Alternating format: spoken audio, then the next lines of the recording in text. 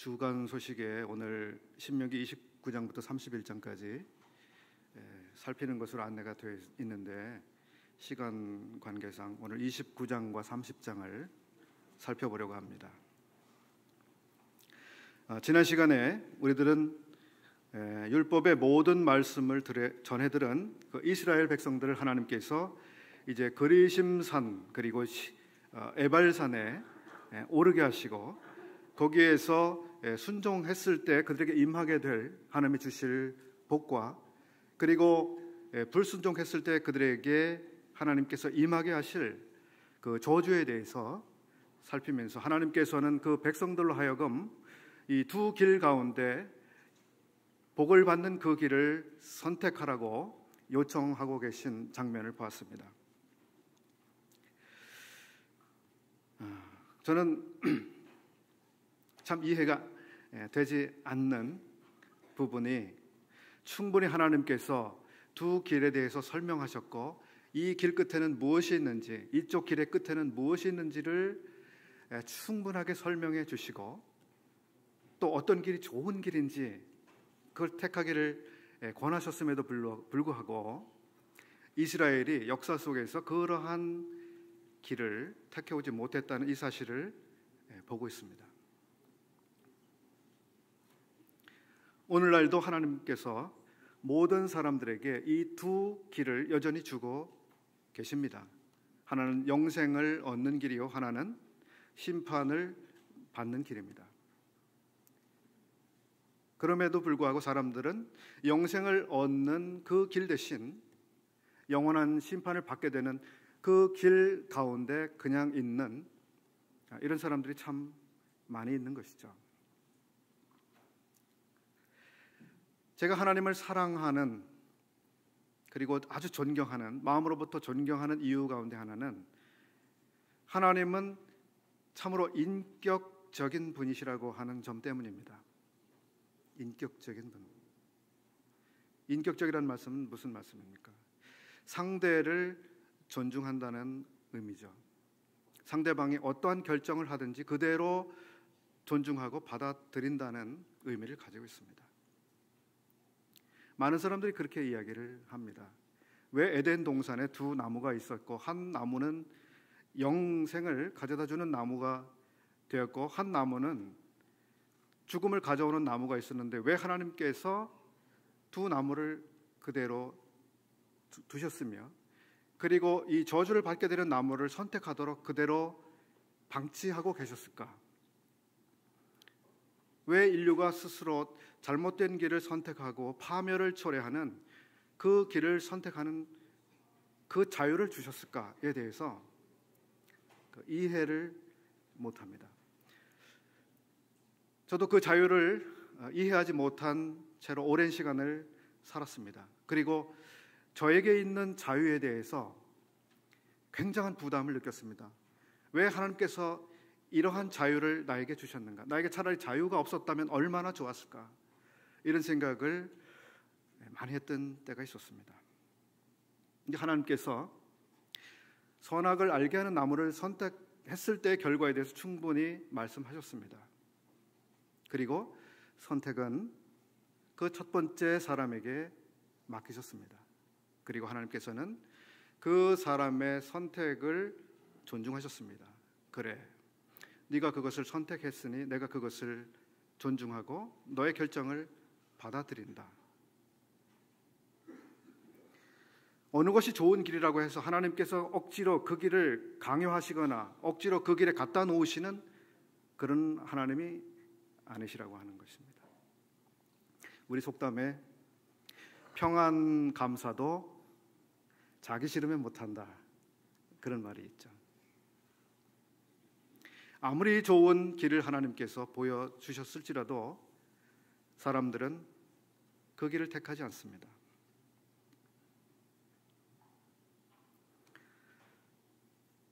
신명기 28장까지 이제 그들 앞에, 이스라엘 앞에, 이스라엘의 제2세대 앞에 이제 새로운 언약을 보여주시면서, 이렇게 언약을 너희들과 체결하게 될 것이다. 그리고 그 언약은 체결됐을 뿐만 아니라 지켜져야 되는 약속이죠. 언약이라고 하는 말은 오늘날 쉽게 말씀드리면 계약이라고 하는 말로 말씀드릴 수도 있을 겁니다. A라고 하는 회사와 B라고 하는 회사가 계약을 하게 되면 서로 간에 지켜야 될 책임이 발생합니다. 의무가 발생합니다. 어느 한쪽이 그 의무를 지키지 않으면 그 계약은 깨어지게 되죠. 그리고 먼저 지키지 않은 그 당사자는 계약이 파기된 데 대한 전적인 책임을 지고 그 손해에 대한 배상을 다 해줘야 되는 위치에 있게 됩니다. 여호와 하나님과 이스라엘 사이에 이제 언약이, 두 번째 언약이 체결되고 있습니다. 이스라엘이 이 언약을 체결한 뒤에 그 언약을 이행하지 않고 파기하게 되면 그 책임은 이제 이스라엘에게 있게 되죠. 이제 신명기 29장 말씀을 펴보겠습니다. 29장 1절 보겠습니다. 호렙에서 이스라엘 자손과 세우신 언약 외에 여호와께서 모세에게 명하사 모압 땅에서 또 그들과 세우신 언약의 말씀이 이러하니라. 먼저는 호렙산에서 언약이 체결됐습니다. 이것은 가데스 바네아의 사건 때문에 깨어졌습니다. 이제 두 번째 언약이 바로 모압이라고 하는 이 땅에서, 가나안을 앞에 두고 있는 이 땅에서 체결되고 있습니다.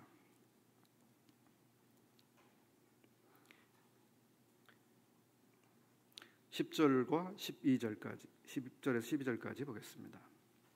오늘날 너희 곧 너희 두령과 너희 지파와 너희 장로들과 너희 유사와 이스라엘 모든 남자와 너희 유아들과 너희 아내와 및 내 진중에 있는 객과 무릇 너를 위하여 나무를 패는 자로부터 물깃는 자까지 다 너희 하나님 여호와 앞에 선 것은 너희 하나님 여호와의 언약에 참여하며. 여기 계약을 성사시키기 위해서 나와 있는 한쪽 당사자들이 나와 있습니다. 이스라엘의 모든 사람들입니다. 남자, 여자를 불문하고 어린이와 노인을 불문합니다. 심지어 객까지도, 그리고 그들 가운데 있는 종들까지도 이 언약의 당사자로 나와 있습니다. 첫 번째 호렙산에서 체결됐을 때는 이 언약의 당사자의 범위가 이거보다 좁았는데 더 넓혀진 언약입니다. 이스라엘 가운데 이방인들이 있었는데 그들조차 이 언약의 당사자가 되고 있습니다. 14절 15절 보겠습니다. 내가 이 언약과 맹세를 너희에게만 세우는 것이 아니라 오늘날 우리 하나님 여호와 앞에서 우리와 함께 여기 선 자와 오늘날 우리와 함께 여기 있지 아니한 자에게까지니. 이것은 이스라엘의 그 후대까지 이 언약에 해당이 된다고 하는 이런 점을 말씀하고 있습니다. 그래서 당대에 이 사람들이 언약을 지켰을지라도 제2대, 제3대 그 후대 어느 때인가 이 언약을 지키지 못하면 그때의 이 언약은 깨어지게 되는 것이죠.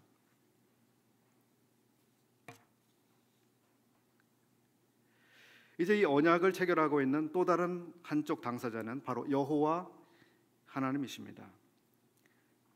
그 언약을 체결하시는 당사자 여호와 하나님은 어떤 분이신가?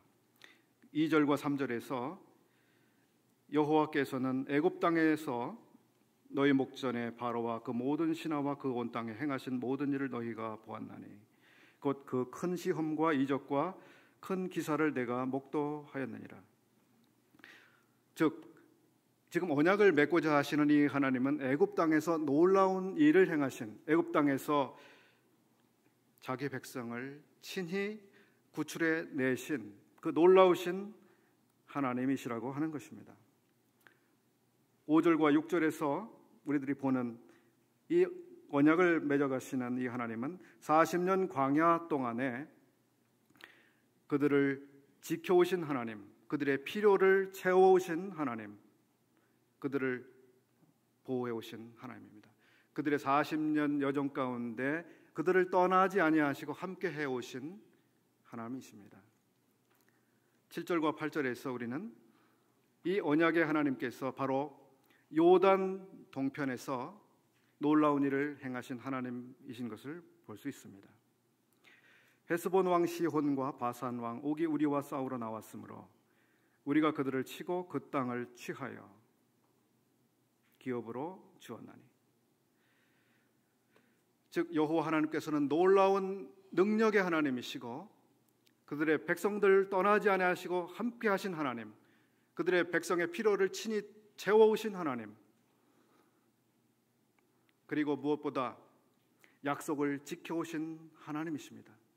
아브라함과 이삭과 야곱에게 하셨던 그 맹세를 결단코 지켜오신 하나님, 그 여호와 하나님께서 이제 새로운 세대와 언약을 맺기를 원하시는데 이 하나님은 이 언약을 결단코 지켜내실 하나님이시라고 하시는 것입니다. 그 하나님과 이제 계약이 맺어지고 있습니다.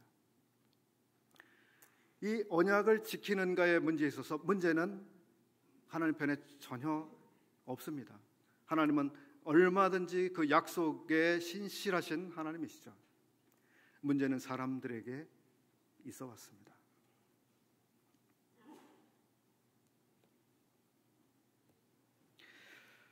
(18절로) 28절까지 내용은 이 저주의 화에 대한 말씀입니다. 특별히 18절 읽어보겠습니다. 너희 중에 남자나 여자나 가족이나 집하나 오늘날 그 마음이 우리 하나님 여호와를 떠나서 그 모든 민족의 신들에게 가서 섬길까 염려하며 독초와 쑥의 뿌리가 너희 중에 생겨서 이 저주의 말을 듣고도 심중에 스스로 위로하여 이르기를 내가 내 마음을 강팍해 하여 젖은 것과 마른 것을 멸할지라도 평안하리라 할까 염려함이라. 여기 독초와 쑥의 뿌리가 생길 것에 대한 하나님의 염려가 나오고 있습니다.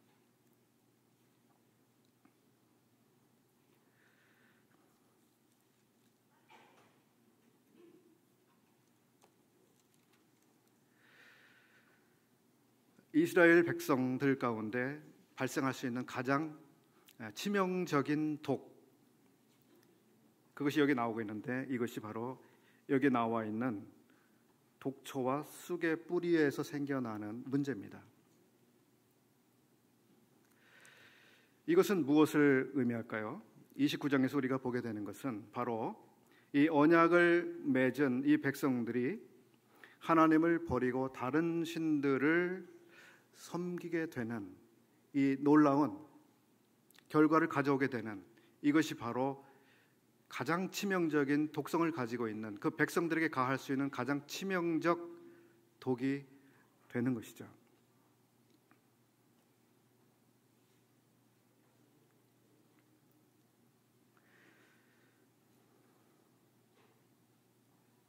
(17절을) 보시면 너희가 또 그들 중에 있는 가증한 것과 목석과 은금의 우상을 보았느니라. 여호와를 떠나서 그 모든 민족의 신들에게 가서 섬길까 염려하는 것, 이것이 하나님이 그 백성들에 대한 염려 가운데 가장 큰 염려였고 이것이 이스라엘이 범할 수 있는 죄 중에 가장 밑바닥에 깔려 있고 가장 영향력을 가져오는 죄였습니다. 하나님이 아닌 다른 신들을 경배하는 것, 다른 신들을 의지하는 것, 여호와를 버리는 것. 여기서부터 모든 죄가 발생합니다. 여호와를 떠나고 여호와를 버리는 것. 이것은 여호와의 말씀을 떠나는 것인데 그렇게 되면 이제 하나님과의 관계가 파괴될 뿐만 아니라 이제 모든 도덕적인 사회적인 범죄가 그저 하수구에서 물이 콸콸콸콸 흘러나오는 것처럼 죄가 이스라엘의 모든 공동체 안에 만연하게 되는 것이죠. 그래서 훗날 이스라엘 역사를 보시면 잘 아시겠습니다. 그들 가운데 사기, 절도, 강도, 속이는 것, 뇌물을 주는 것, 살인하는 것, 빼앗는 것, 공평하지 못한 거래를 하는 것, 약자를 괴롭히는 것, 수도 없는 문제들이 왜 발생하냐 하면 그들이 더 이상 여호와를 사랑하지 않는, 여호와를 떠나는, 그 대신에 그들의 마음이 우상에게 가 있는 상태가 됐을 때 그들에게 수많은 복잡한 문제들, 죄들이 발생하고 있는 것입니다. 그래서 여호와를 떠나서 다른 신들을 섬기는 이 문제는 모든 죄들의 뿌리가 되는 문제입니다. 오늘날 우리에게는 어떻겠습니까? 우리도 같을 것입니다. 우리의 주님을 사랑하는 우리의 마음이 주님으로부터 떠나는 것, 이거만큼 치명적인 문제는 없습니다.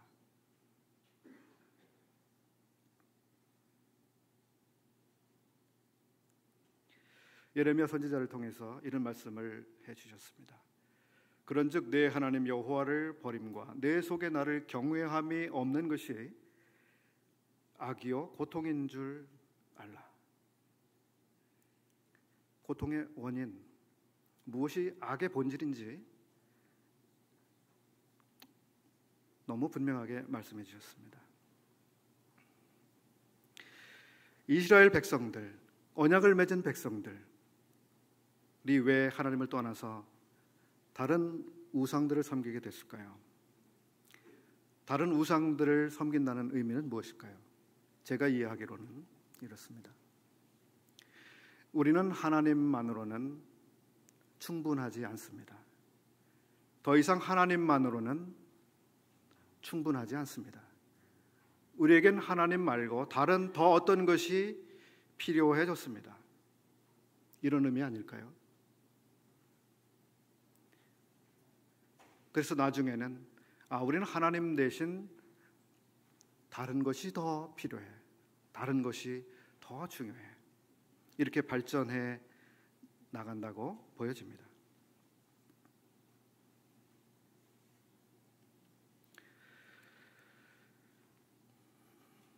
우리를 가끔 놀라게 하는 뉴스 가운데 기독교계의 지도자들 혹은 큰 교회에서 발생하는 문제들입니다.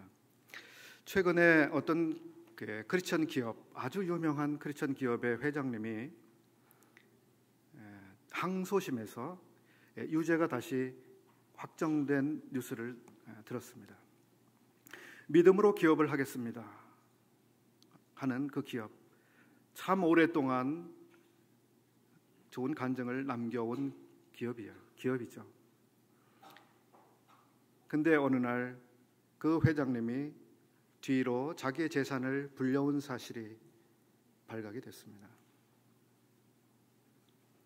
오늘날 많은 교회들이 빛을 잃고 밖에 버리고 밟히게 되는 그 소금이 된 이유는 교회가 세상을 기웃거리기 때문이고, 더 나아가서 세상을 흠모하기 때문이고, 더 나아가서 교회가 세상을 속이기 때문이고, 더 나아가서 교회가 세상의 것을 사기치기 때문입니다. 어디까지 발전할지 모르겠어요. 옛날에는 순수한 그리스도인들이 세상의 속임을 당하고 빼앗겼습니다. 빼앗기는 것도 기쁘게 받아들였습니다. 이것이 초대 성도들이었습니다. 지금 교회, 지금의 그리스도인들은 세상의 것을 속여서 뺏는 그런 모습들로 나타나고 있습니다. 여기서 무슨 빛이 나올까요? 너무 슬픈 사실입니다. 독초와 쑥의 뿌리가 가져오게 되는 이 치명성, 이 두 번째는, 먼저 첫 번째는 여호와 하나님으로 만족하지 못하게 만드는 그것이며, 두 번째는 여호와의 경고를 무시하게 만든다고 하는 것입니다. 아까 읽은 본문에서 이 저주의 말을 듣고도 심중에 스스로 위로하여 이렇게 되어 있습니다. 그래서 젖은 것과 마른 것을 멸할지라도 평안하리라, 평안하리라. 더 이상 경고로 들려오지 않습니다. 더 이상 심판에 대한 이야기가 심판으로 다가오지 않습니다. 그렇게 하면 안 됩니다. 아무리 이야기를 해도 더 이상 마음에 들리지 않습니다. 이것이 바로 이 치명적인 독이 가져오는 일종의 마취 결과라고 보여집니다. 우리 시대에 조심해야 되는 아주 치명적인 독이죠. 여호와께서 그 길로 가면 안 돼. 그렇게 하면 안 돼. 그 길은 옳은 길이 아니야. 그것은 성도의 길이 아니야. 그런 이야기를 들었을 때 그것을 무시하게 되는 이 마취. 중요한 것이 하나 있습니다. 구원받은 사람들이라 할지라도 우리는 잘못된 길에 잠깐 들어갈 수 있습니다. 잘못된 길에 빠져들 수 있습니다. 유혹을 이기지 못하는 일이 생깁니다. 우리가 다시 더러워질 수 있는 위험이 항상 있습니다. 그리고 우리는 더러워지는 일이 자주 생깁니다. 중요한 것은 우리가 하나님 앞에 완벽하게 거룩한 상태로 항시 있느냐의 문제보다는 우리가 깨끗한 상태에 있지 못하는, 즉 부정한 상태에 있게 됐을 때 그 상태에서 우리가 이 경고의 말씀을 듣고 하나님 앞에 돌아오는 이것이 중요한 문제입니다. 신명기 30장은 그런 점에서 얼마나 복된 사실을 우리에게 보여주는지 모르겠습니다. 이스라엘은 이 언약의 말씀을 분명히 저버릴 것입니다. 언약은 깨어질 것입니다. 그들은 언약을 지킬 만큼 신실하지 않습니다. 하나님은 그것을 아셨습니다. 그런데 더 놀라운 것은 무엇입니까? 이스라엘의 회개를 하나님이 기다리시겠다고 하는 것입니다. 성도의 삶에 있어서 우리 주님께서 예비하신 놀라운 은혜 가운데 하나는 바로 우리를 회복시키시는 은혜입니다.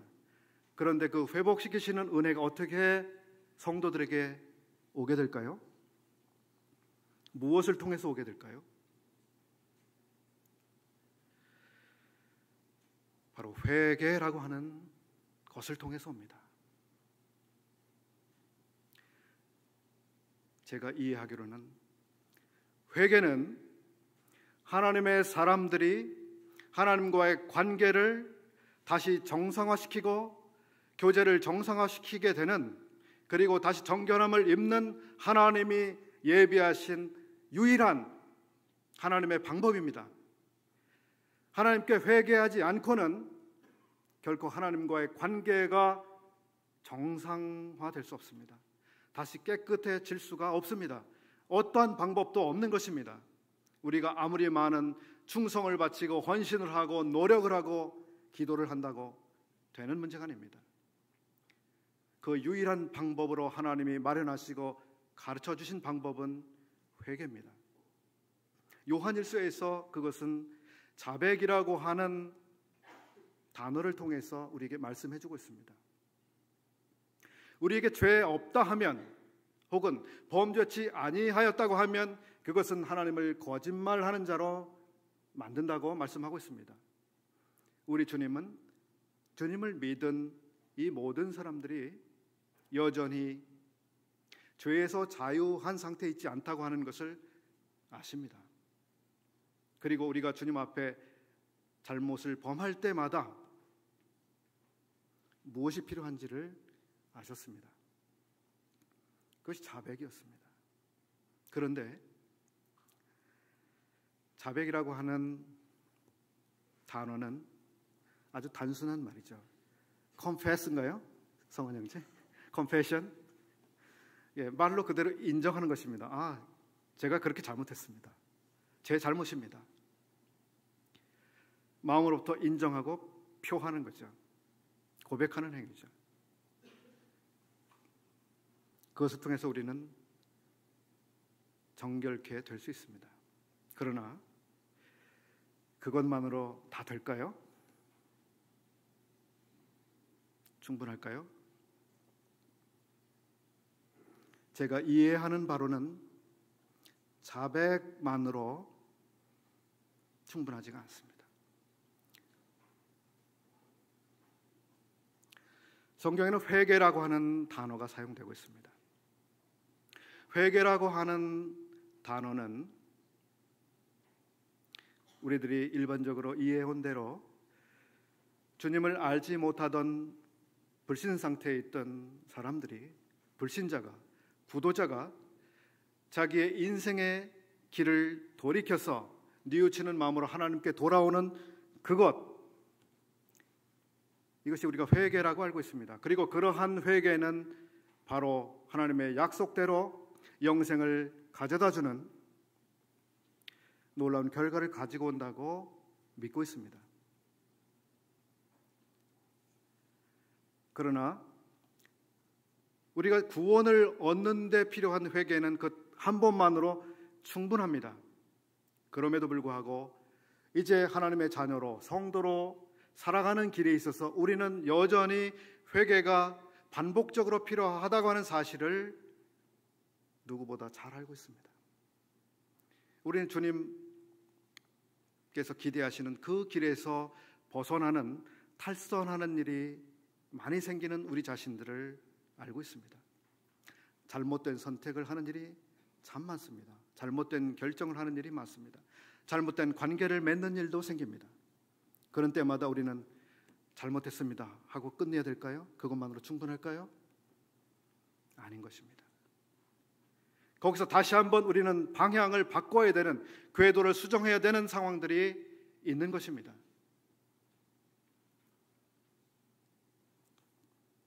회개라고 하는 말을 너무 단순하게 압축해서 그저 구원받을 때만 필요하고 그 다음에는 필요하지 않은 것으로 그렇게 이해하게 되면 하나님이 성도들을 위해서 성도의 성화의 삶에 있어서 친히 준비하신 그 방법을 우리들이 무시하는 결과를 가져오게 되는 것입니다. 우리는 자백을 통해서 정결함을 입을 수 있고, 회개라고 하는 것을 통해서 하나님과의 관계를 바로 잡을 수 있습니다. 그리고 주님이 기대하시는 그 길을 다시 그 위치에 돌아가서 걸어갈 수 있게 되는 것이죠.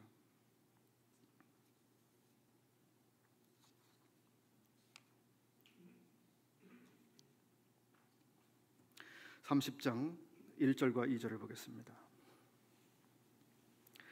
내가 내게 진술한 모든 복과 저주가 내게 임함으로 내가 내 하나님 여호와께 쫓겨간 모든 나라 가운데서 이 일이 마음에서 기억이 나거든 너와 내 자손이 내 하나님 여호와께로 돌아와 내가 오늘날 내게 명한 것을 온전히 따라서 마음을 다하고 성품을 다하여 여호와의 마음을 순종하면 내 하나님 여호와께서 마음을 돌이키시고. 여기에 하나님께서 그 백성들에게 제시하신 회복의 수단은 그냥 자백이 아닙니다. 그들이 돌아가야 하는 것입니다. 마음으로부터 돌아가야 하는 것입니다. 그들의 마음을 다하고 성품을 다해서 여호와의 말씀을 순종하는 그 길에 돌아갈 때 여호와께서도 그 백성을 돌이키시겠다고 하는 것입니다.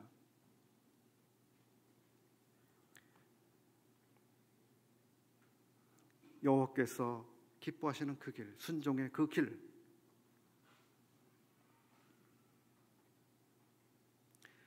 그것이 다시 뒤에 8절에서 보여집니다. 너는 돌아와 다시 여호와의 말씀을 순종하고 내가 오늘날 내게 명한 그 모든 명령을 행할 것이라.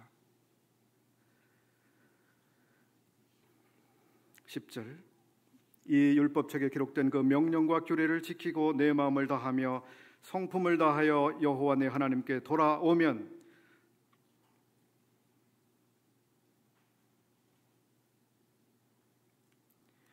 그렇게 됐을 때 여호와께서 그들을 회복시키시겠다고 하시는 것입니다.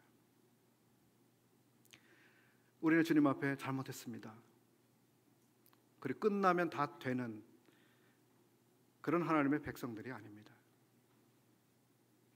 우리가 잘못한 것들은 바로 잡아야 됩니다. 잘못된 길에서 돌아서야 됩니다.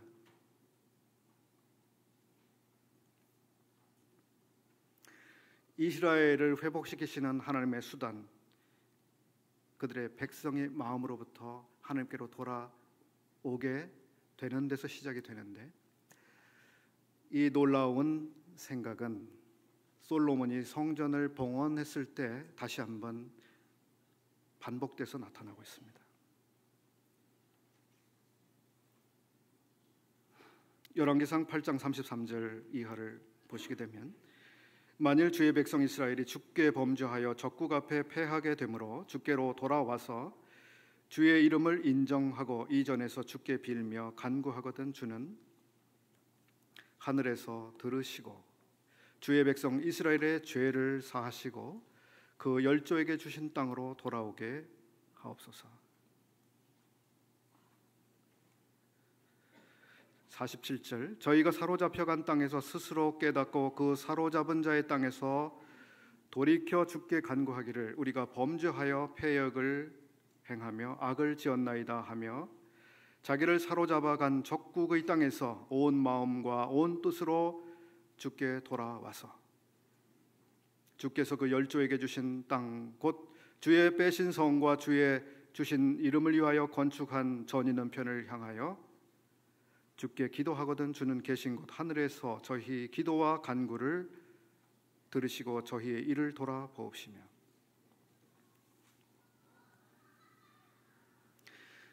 마음의 중심으로부터 돌아가야 하는 것입니다. 마음의 중심으로부터. 입술에서 끝나는 것이 문제가 아닙니다.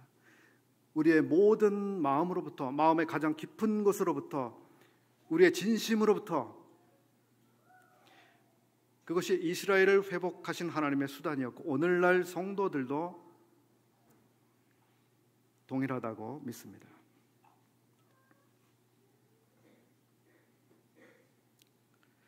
성도에게 회개가 필요한가? 필요하죠. 성도님들, 요한이 기록한 계시록 가운데 7 교회에 보내진 편지 부분이 있습니다. 7개 교회. 그 중에 5개 교회는 하나님 앞에 책망을 받고 있었습니다. 경고 앞에 있었습니다.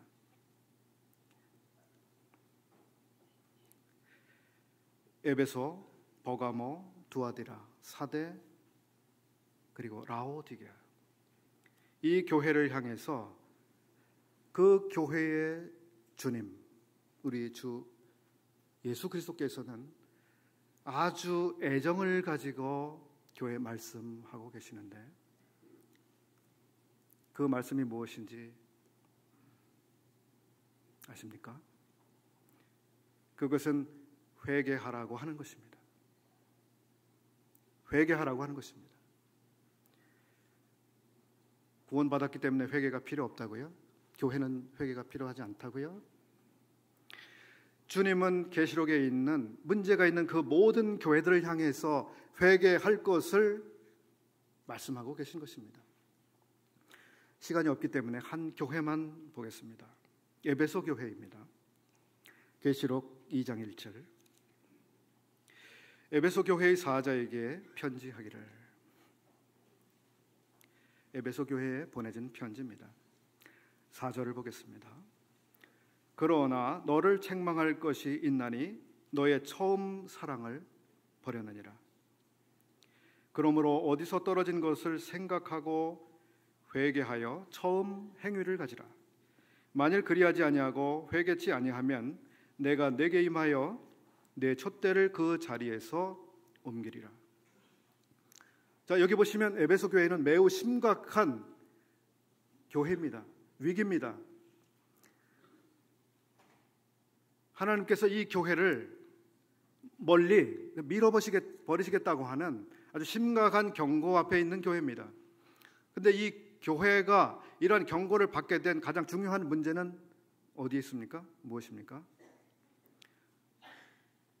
너의 처음 사랑을 버렸느니라고 하는 이 사랑의 문제가 걸려 있습니다. 이 사랑의 문제 때문에 이 교회는 위기에 처해 있습니다. 그런데 이 사랑의 문제는 단순히 마음으로부터 우리들이 가지고 있는 내재적인 사랑뿐만 아니라 이 사랑을 회복하는 수단에 있어서 5절에 있는 것처럼 처음 행위를 다시 가지라고 말씀하신 것을 우리들이 볼 때에 사랑은 단순히 우리 마음에 품고 있는 사랑이 아니라 그것이 표현되는 사랑까지 말씀하고 계시는 것입니다. 그리고 그 사랑이 표현되는 것을 여기서는 행위라고 말씀하고 계시는 것입니다. 행위가 중요하지 않은 것이 아닙니다. 사랑은 표현되고 행위로 나타납니다. 교회가 이 사랑의 행위를 잃어버렸을 때 그 교회는 완전히 하나님의 심각한 경고 앞에 있게 됐습니다. 이 에베소 교회가 회복되는 방법으로 주님이 제시하신 것은 무엇입니까? 회개하는 것입니다. 그리고 그 회개에 실질적으로 수반되어야 하는 것은 행위를 다시 갖는 것입니다. 처음에 그 교회가 가지고 있었던 그 행위들, 예컨대 무엇이 있겠습니까? 잃어버린 영혼들의 사랑을 포함해서 성도들 간의 사랑, 서로를 돌아보는 것, 서로의 필요를 채우는 것, 나그네가 왔을 때 그들을 영접하고 환대하고 아픈 사람들을 찾아가고 돌봐주고 여러 가지들이 포함이 되겠죠. 에베소 교회는 그러한데 이제 관심이 없어졌습니다. 우리 교회는 손님들이 참 많이 오시는데요, 저도 힘들 때가 좀 있습니다. 제가 하는 일은 많지 않지만 우리 성도님들 참 많이 힘드시다는 거 알고 있습니다. 우리들이 주님을 사랑하는 사랑의 표현 가운데 하나는 이 처음 행위들을 계속 갖는 것입니다.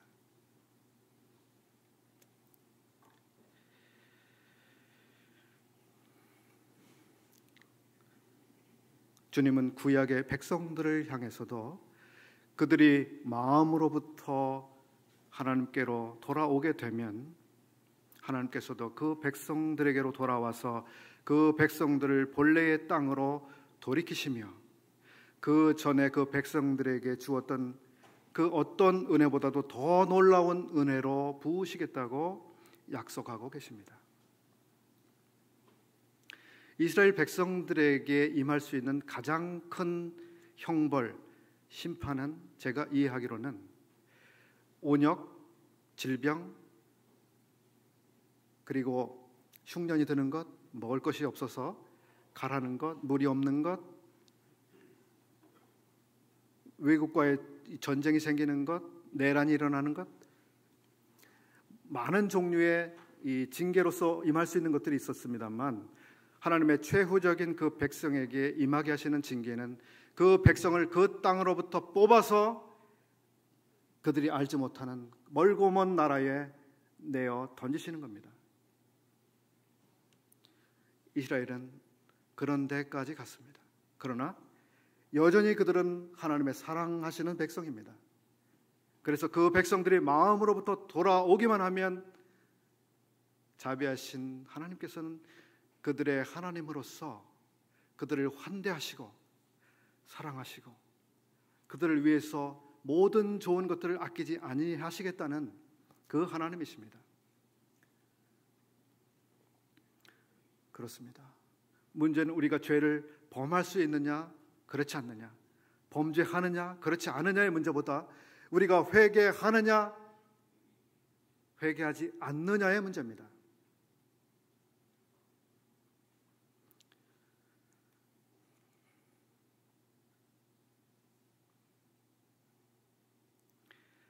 주님 앞에 참 얼마나 감사한지 모릅니다. 우리들이 돌아올 때마다, 마음으로부터 돌이킬 때마다 주님 앞에 우리가 돌아오려고 우리의 중심으로부터 마음을 돌릴 때마다 주님은 그것을 받아주시는 하나님이십니다. 얼마나 놀랍습니까? 얼마나 놀라운 약속입니까? 얼마나 하나님의 자비가 크신지 모르겠습니다. 왜 이러한 하나님이 우리에게 주신 놀라운 기회와 은혜가 있음에도 불구하고 고집을 부리면서 쓴 뿌리가 나서 나는 지금으로도 충분하다, 평안하다 그러고 앉아 있겠습니까? 오늘 신명기 말씀을 통해서 우리가 하나님의 놀라우신 우리를 회복하시려고 하시는 자비로운 방법을 보았습니다. 우리 가운데 어떤 분들은 주님 앞에서 마음을 돌이켜야 되는 이런 분들이 계실 것입니다. 이 시간에 마음으로부터 주님 앞에 제가 잘못된 길 위에 있습니다. 제가 길을 바꾸겠습니다. 제가 주님 앞에 부정한 상태로 있었습니다. 제가 주님 앞에 자백하며 마음으로부터 주님께로 돌이키겠습니다. 이 시간 그런 고백을 우리 주님께 드리면 얼마나 주님 기뻐하시겠습니까? 그리고 놀라우신 하나님의 회복이 우리에게 임하겠습니까? 이 시간 조용히 모든 분들이 마음속으로 살피시면서 기도하시면 좋겠습니다. 1분 정도 기도하시고 휴식하신 뒤에 예배하는 시간 갖겠습니다.